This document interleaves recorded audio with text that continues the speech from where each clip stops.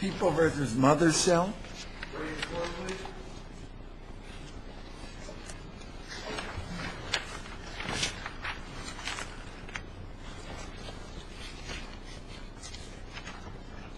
Counsel, you want rebuttal time? Yes, 3 minutes, Judge. Thank you. Go ahead. Good afternoon, Your Honors. May it please the Court.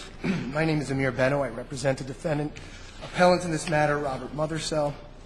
This case presents two questions for this Court's review. First of all, was the all persons present provision in the search warrant that was issued in this case properly included in the warrant, given the limited facts that were provided in the warrant application? And secondly, assuming that that provision was properly included in the warrant, did the police officers, when executing the warrant, exceed the constitutionally permissible scope of the all persons present provision when they subjected Mr. Mothersell? Why don't we talk about the warrant first? Was it sufficiently particularized? Well, it's the appellant's position, absolutely not. It's very clear under this Court's holding in Nieves that in order to have an all persons present provision included in the warrant, in which case it's only afforded, should be only afforded under very limited, severely limited circumstances. What was missing here? They had two informants that indicated they had gone into this residence, I guess I'll call it for lack of a better word, and had purchased drugs. Well, there's no question that there was probable cause to execute a warrant. The question becomes whether there was the sufficient particularity. What was wrong with this warrant? That's the question you bring in. And if I may, in order to preface the response, the all purpose. Can you tell us for all persons present what's missing? Okay. Well, first, in order to have the all persons present, you need to have probable cause that that residence or that location is confined to an ongoing criminal activity. So you have confinement and ongoing. Isn't that a reasonable inference from the fact that somebody can go there twice and buy cocaine? I mean, that's not usually a sort of a sideline. It's not the sort of thing you mix in with other perfectly lawful activity with innocent people. Well, no, I don't think that is a reasonable inference, given that it's an apartment. You would need under Nieves. It could be residents of that apartment living there who are not involved in drug transactions. That's exactly correct. And in fact, in this case, if you were a drug dealer, would you set up shop in a place where there are other people who are not in the drug trade? You're going about their business? Well, I think if you take that view, Your Honor, that any time that there's a drug sale, that you have an automatic basis to issue an all persons present warrant. Or maybe two. Well, it's two over the course of a month. And I'd point out factually, the affidavit to this warrant says that the first one just took a moment. Could we assume this is a drug house? I guess that's the question. I don't think that from what you have, is there reasonable suspicion that that's what it is, a reasonable probability? I disagree with that. I don't think that there is. And here's the reasons why. There was no evidence from these informants. Certainly they made a purchase of what turned out to be drugs. There was no physical descriptors, first of all, of the individuals, of how many individuals were in the apartments, whether there were people routinely coming in and out for short periods of time, whether there were steerers directing people into the house, whether there were people patting people down at the front door. Inside of the premises, was there furniture? Was there a bed? Were there indicia that people lived in that home? This could have been a social guest. This could have been a neighbor, a delivery person. This could have been. And informants are going to be this particularized when they go in to buy drugs? I don't think that it's too much to ask to say to an informant, you need to identify what was within the confines of what took place inside that apartment. Describe it. Maybe it was just ramshackle, no furniture, just one guy on a chair who's selling drugs. Maybe it's something more. Maybe it's you have to describe a little bit the transaction and what the people look like, et cetera. Is that what you're saying? Well, this is this Court's holding in Nieves. I mean, in Nieves, it's very specific. There has to be a substantial problem, in addition to being confined to ongoing criminal activity. This location, there has to be a substantial probability that every person who's present when the warrant is executed will be in possession of the article sought. What about the appellate division cases which seem to uphold these warrants, these kinds of warrants? There's no indication, and I know that the people have cited to a number of these cases, Betts and Naish, Abernathy. There's no indication in those decisions what was included in the application. What we're presented with here is a warrant application that is factually deficient. There's no, as I mentioned, there's no statement that there was drug paraphernalia, scales, balances, anything like that to make it justified that this was a drug house. And I'll also point out that in Nieves, there was nothing in this. How do you get the proof that everyone on the premises is involved in the drug trade from informants? I mean, I could understand. Well, nobody's saying. I could understand developing a record as to how often you see people going in and out, perhaps.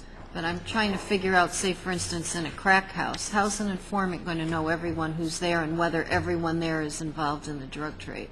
Well, Your Honor, with all due respect, I think that question presumes that this was a crack house. And I don't think that the fact I'm asking hypothetically. I'm not saying this case. I mean, we're making a rule here regarding the use of these kinds of warrants that are going to affect situations beyond this case.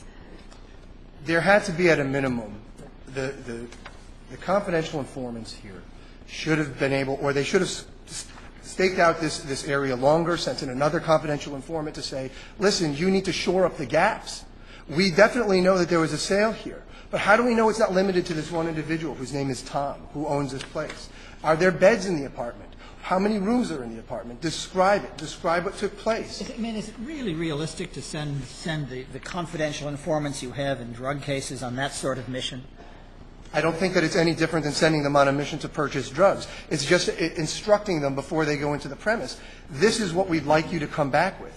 And I should point out, this was a factor that was relied on by the Nieves court in striking down the all persons present warrant there, that the judge took no inquiry of the confidential informants in this case, did not ask any questions about what they saw, to try to develop the factual record to support the conclusion that this was a drug house. But there is a difference between, you acknowledge that there is a difference between the restaurant that was in Nieves and this case. It's a, you know, one sort of jumps out at you that obviously there were people there who aren't involved in that business, right?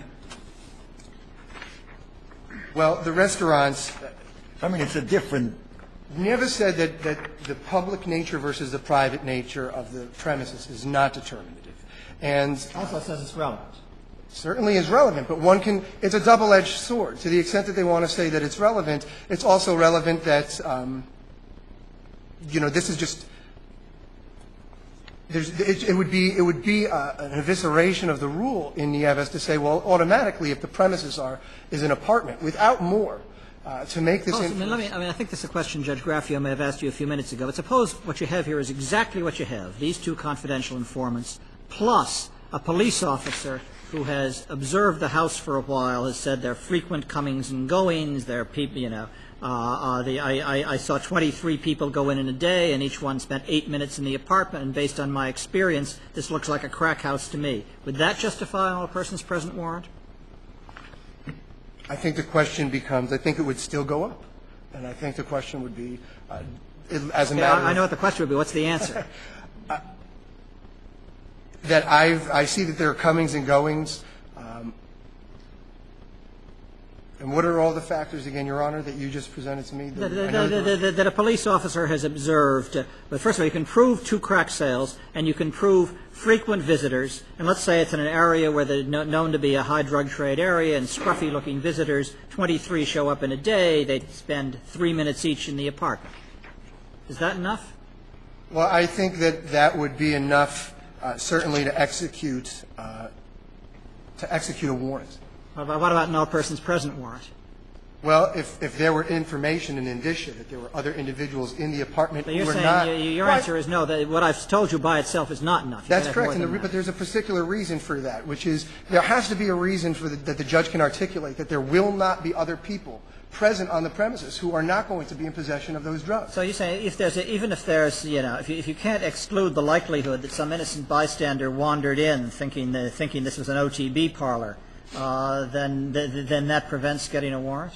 No, it doesn't prevent getting a warrant. It prevents getting an all-purpose. But your point is that it has to be a substantial probability that it's a drug house. And that's based on all of. So in the judge's hypothetical, it matters the level of information that you have? That's what we're trying to get at. It where is absolutely- the dividing line? You have to take the different criteria that Nieves lays down and take a look at it in total and see, does it give us enough of a picture to have a substantial probability? Is that the bottom line of it? Well, that's absolutely right, because probable cause is based on the totality of the circumstances. And I will also say that one of the cases which the people are relying on, I believe it's Betts, there was information, and this was reflected in the appellate division's decision. Other than that, we don't know what was available to the issuing magistrate. But we know that there was evidence that the apartment occupants, all of the occupants, were vigorously trafficking narcotics. There's absolutely nothing in this case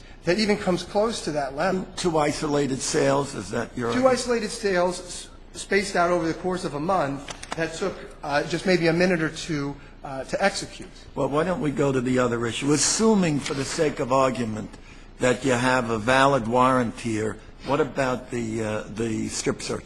No, absolutely not. On an all-persons present warrant, first of all, I submit that a strip search is absolutely impermissible. Does it go with the terrain? Well, it goes with the terrain, but I think that it's going to be a hard situation, a rare situation, rather, to find an all-persons present warrant validly issued, which would present you with the reasonable suspicion or... Well, what Armstrong says, that he says that they do this in all these cases. Oh, that's unconstitutional. That's plainly unconstitutional, and that was what the second... Plainly unconstitutional, even if there's a let's say the all-persons warrant is good, it's still... Based on what Armstrong says, are you saying that the search is no good because he does it to all people? Does it give you the right, the all-persons warrant, to strip search everybody is the question I'm asking. Your Honor, I see my time's up. Yes, please. First of all, I think is a threshold question. It's well settled that having an across-the-board blanket policy of strip searching, regardless of The nature of the warrant. the nature of the warrant or even whether it's appropriately issued as an all-persons present warrant, is unconstitutional. And now... Well, our decision in Azim Hall, that was a little bit different. That was incident to a lawful arrest. But assuming that we have a lawful warrant here, didn't we say in Hall that a strip search and even a visual body cavity search was constitutional? No, there needs to be, in addition to the probable cause for an arrest, there needs to be a sufficient, reasonable suspicion that there is going to be drugs secreted underneath the clothing of the individual. Particularized, right? Well, it has to be very particularized. It depends what type of search. If it's a visual cavity inspection, as was done here, then, yeah, you need something much more specific than you would need for Okay. a strip Why search. don't you'll come back to this in rebuttal. Thank you. Okay, let's get your adversary. Good afternoon, please, the Court. Counsel, yeah.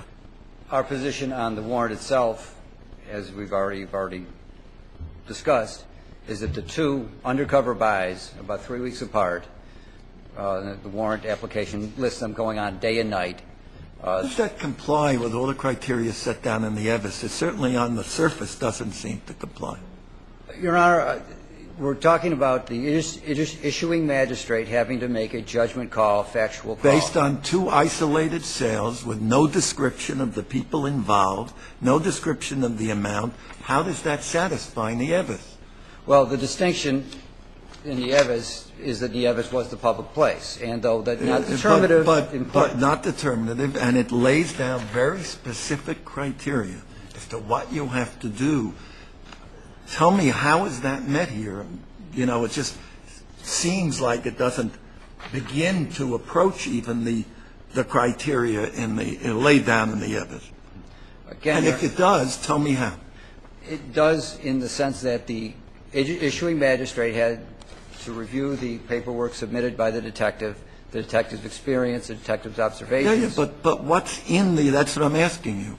What is it that meets the criteria of Nieves in the magistrate reviewing the materials that were given? What is it that meets the test? Again, coming back to that they went there twice, both times. They had no problems buying cocaine. In any place where you can make two drug buys, you can get an all-persons present warrant. Within the discretion of the issuing magistrate, yes. So what happens to the others if that's the case? Is that not good law? It's good law for its facts that. It's good law for what? For its facts that they got an all-persons warrant for a public place, the restaurant involved, and then they ended up searching somebody. Yeah, but it doesn't only apply. You've said it yourself. It doesn't only apply to restaurants or public places. You're saying that what we have here meets the criteria of Nieves. Nieves is still good law, and that is your argument that these two isolated buys with not very much of any description of anything qualifies under Nieves. Is that your argument? Yes, Your Honor. How? The distinction being that Nieves was the public place. So it is determinative whether it's a public or a private? Yes. Yes. Is it? Under Nieves? It's not always determinative, but here I would say it's determinative in that. If it's determinative in this case, with the amount of information that we have, then it's probably always determinative, no? Could be, Your Honor. And again, the judge could have said, yes, I want to get more information, or no, I'm going to sign this, I'm satisfied. So, and you take it. You also say that if you have two drug buys, you can not only get an all-purpose person's present warrant, you can also strip search everybody. Well, Your Honor, that leads to the unpreserved issue. I say yes, you could, but let me take through my position on that. It'll just take a minute. That you have a defense motion papers which 3 times in the space of 2 pages say this was a body cavity search. This was a highly intrusive body cavity search.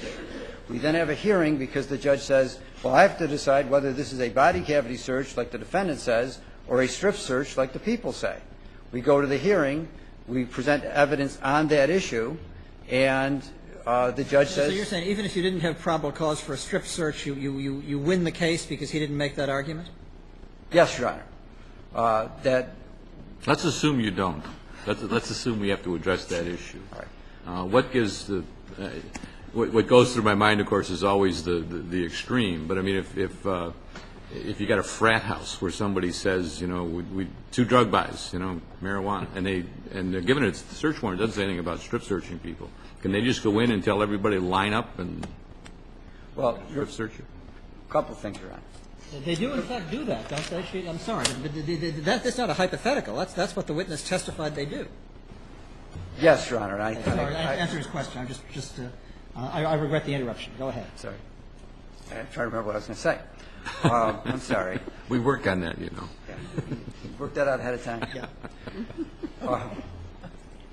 I lost my train of thought. I'm sorry. We're lining them up at the frat house. Okay. Frat house. Well, again, the search of the people present, the judge, the issuing magistrate judge didn't rule out the strip search in that the way he worded the warrant was that it's common that they would conceal evidence.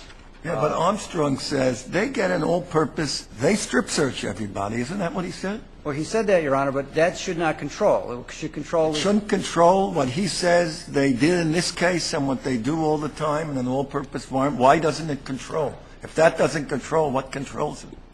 What they do in every case shouldn't control. What happened in this case should be what you decide. That's not what he said happened in this case? It is what it. Are you willing to argue that what he said they do is okay, or you think or do you admit you would lose if we reached that issue? No, I would argue that it's okay, but I'm also arguing that you shouldn't decide based on that. You just should decide based on what happened here, the facts presented to the judge, what the judge authorized. Humor us for a moment and assume we are going to decide based on what you think we shouldn't decide on. Why is it okay to do what Armstrong says they do? Because the judge authorized a search under the circumstances of the individuals present would be likely or suspected to have drugs concealed on themselves. The way that's going to be determined is through a strip search. No one ever put cocaine in his pocket? I mean, one way it would be determined would be through a strip search. Yes, they might put it in a pocket or they might put it a little beneath clothing. And if the rule is you can never look beneath clothing, that's where it's Well, but isn't it the rule you need a higher threshold to get beneath clothing than to search someone's pockets? Well, you need 2 things that we have here. We have a warrant that certainly envisions searching the individuals. It And you have- envisions a strip search of the individual? Well, if you What look- about a whole? About having a particularized finding as to the individual?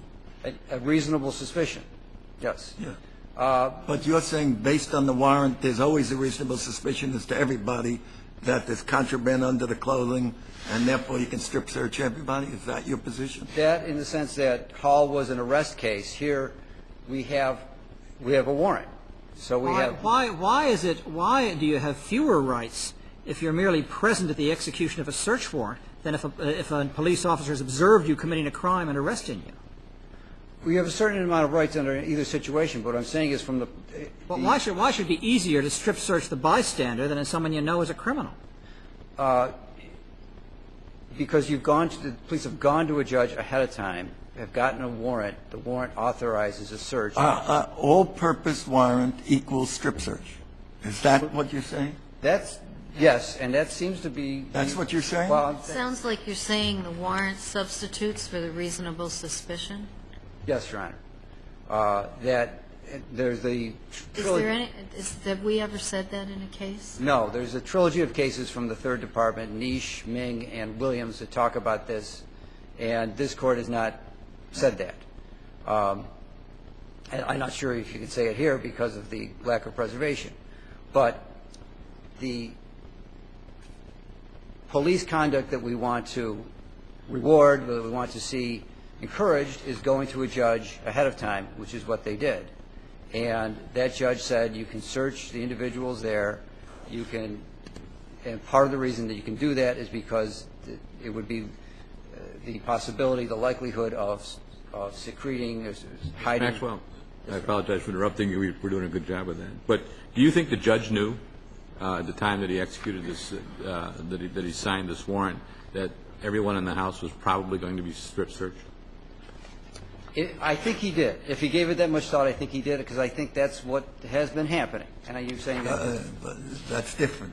But- And what's been happening, we're not talking about what's been happening. We're talking about, is it legal here for it to happen? Why else would it be worded the way it is? That linking the concealment of drugs with the search of the individuals. I just find it extraordinary, and I didn't sign that many warrants in my time, but would it be the better practice to say, and in the event that we encounter more than one individual or any individuals, that we be allowed to strip search as well as body search? The better practice would have been to be more explicit in the application and in the warrant itself. Would it be your position that had they been, there would have been no change in this warrant? The wording of the warrant probably would have been clearer. But the judge would have signed it anyway. He wouldn't have said, you can do a body search. I don't want you to do any strip searches. I would suspect the result would have been the same. And the line being drawn probably would have been similar to the line in Hall between the strip search or a visual body inspection based on reasonable suspicion. Was everybody arrested? There were 6 or 7 searched, right? Were they all arrested? Yes, I believe they were. The record really doesn't get into that much other than the defendant's testimony that everybody was down in the tank afterwards. And so I gather they were all arrested. DeLee, the person who had the cocaine in his mouth, was definitely arrested. I believe the others were as well. So again, So if they didn't find the drugs on this defendant here in the bedroom, if he had been arrested later when he was processed at the station, they may have found the drugs? yes, Your Honor. And they may have. I'm looking at the warrant. I don't see where it talks about searching anyone. Am I missing it somewhere? I'm referring to this. Looking at page A47. 47. It is not uncommon that persons found in the subject residence could reasonably be expected to conceal cocaine or other illegal substances. The search is also to include any and all persons present. The linking of those two clauses right next to each other, I think, has significance, that the judge was envisioning that because of the concealment, we're going to authorize the search of all persons present, which, again, is not uncommon. It's recognized in 690.15, paragraph 2, as a valid extension of a search warrant. And So it wasn't really extraordinary. As a matter of fact, I think that's why the defense attorney's approach was more that this was a body cavity search, and it was almost assumed that the strip search would have been proper and the body cavity search would have been improper, and thus they went through great lengths to try and convince the hearing judge that this was a body cavity search. The judge, as a matter of fact, found that it was not. And that was really the contested issue. So you're saying that is a major distinction at this point, that when you have an all-purpose warrant, then that equals strip search, but doesn't necessarily equal body cavity search? Is that what your position is? Yes, Your Honor. Okay. So based on that, I ask you to find that the warrant was properly issued and that the evidence was properly obtained. Okay. Thank you, counsel. Counsel. Your Honors, I'll just point out that the hyper-technical approach to the warrant that the people are trying to advance, saying that because of the syntax of that sentence, concealed, one can just as easily advance the argument that the judge could have included in the warrant or the DA could have included in the warrant concealed under clothing, as opposed to concealed in my pockets, concealed in a carrying purse or a bag, concealed somewhere else in the apartment. And so I think that construction is just entirely speculative. Factually, the argument, the court issued convened the hearing for the purposes of determining whether or not the search was performed in a reasonable manner, not whether or not this was a body cavity search or a strip search or a visual cavity inspection. We have affirmed findings here by the courts below that it was a visual cavity inspection. No, that it was a strip search as opposed to a body cavity search, don't we? Well, there's an intermediate. There's a strip search and there's a visual cavity inspection, at which point, they can visualize the body cavities, and then there is the body cavity. I didn't see the word visual. Well, the court does refer to it, does actually make a determination on the record that this was a visual cavity.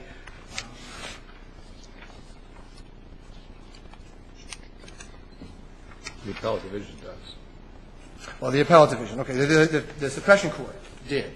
The suppression court made a determination that this could be termed as a visual cavity inspection because Officer Armstrong directed Mr. Mothersell to spread his buttocks. What do you say the appellate division did with that finding? Didn't disturb it, didn't affirm it, didn't? It didn't really address it. And quite honestly, just factually, the reason why it was proffered at the trial court level as far as a body cavity search is because the allegations were, obviously, as Your Honors know, that a coat hanger was used to extract the drugs. Yeah, but is that the determinative issue, whether it was a strip search or a body cavity search? Does it matter? It doesn't matter, Judge. And quite honestly, as a general rule, an all-purpose person's present warrant should be limited to the clothing and containers. It should not go beneath the clothing unless there is a particularized That's Hall. That's based on Hall. But it's slightly different. I would submit that in this case, Hall dealt obviously with somebody who was an arrestee. Now we're dealing with somebody who, by Officer Armstrong's own admission, was not under arrest at the time that the search was conducted, and there was no basis to arrest him. As Judge Smith said before, there'd be more rights if you haven't been arrested than if you have, right? Entirely correct. There's a spectrum of rights, and Hall said that you are entitled to at least reasonable suspicion in addition to the probable cause to arrest in Hall. Then in this circumstance, I would submit to this Court that they need a probable cause to arrest. In addition to that, they would need a probable cause to search underneath somebody's clothing. And I think that the facts of And still more to go to a body cavity search. and a warrant, obviously, to go to a body cavity search, which would be predicated on probable cause. Okay. Thank you, Your Honor. Thank you both.